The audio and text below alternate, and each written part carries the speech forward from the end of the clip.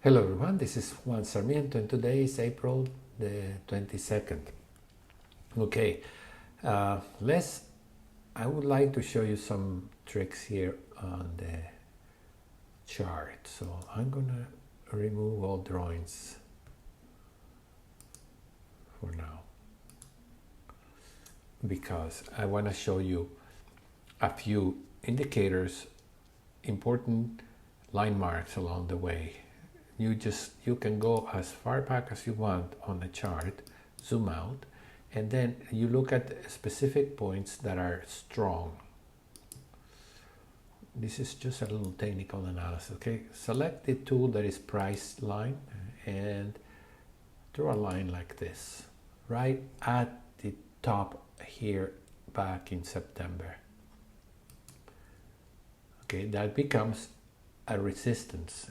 You see, for example, it tried twice to go above it. It did, but it declined. The market declined rather strongly after that. See? The same way you can find support in those historical lows that are of certain importance. They become support points. The market sort of remember, oh, we bounced from that point, we might bounce again. And in this case, it sort of did a couple of times. Went, found a new high, and then declined. See, now this becomes a resistance point. It will have to become very strong in order to break above that. Here's another significant high that then becomes support. And you can see how all this area, you have three lines there in which the market found support and bounced. So now you can find support, or if it breaks below it, then it will have to go further down. So that's sort of good to know that those lines exist. Every time you have a peak like this and a failure, then that becomes a trend, a point for the trend analysis. From the high, you can create a trend line like this. Okay? And so the market will have to break strongly above that in order to make new highs. But that becomes a very strong resistance. You can duplicate that line and bring it down to the previous lows here back just a few weeks ago.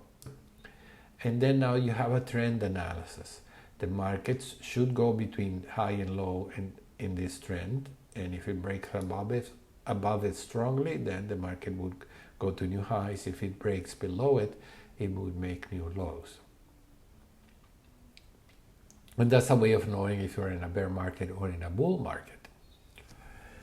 Then you have the Ichimoku cloud. As long as the Ichimoku cloud is red, it points downward. A yellow one, it means, in this case, it means, well, perhaps it's trying to make a reversal and it may fail. If it turns red again, then we definitely know we are going in a downtrend again. Okay? Well, this is so you know and become familiar with this trend analysis as we go. But for now, what we want to do is continue on without any assumption, without any evaluation like I just did, continue on entering new trades. Okay, so right now we have $445 available, and the price for buying a new share will be $431. So we don't have to enter new cash this week. We can simply buy the S&P. So let's go SPY, that is. Go to the trade tab, all products, SPY, and just click on the ask and change to 1 rather than 100 shares. And just enter the trade at $431. And that's all there is to it. Okay? So now we have $14. By next week we enter a new trade. We were going to have to put new money. Since the opening, I have lost $500. It doesn't matter because this is a long-term trade, and what we're doing now is buying perhaps at the lows. We don't know for sure.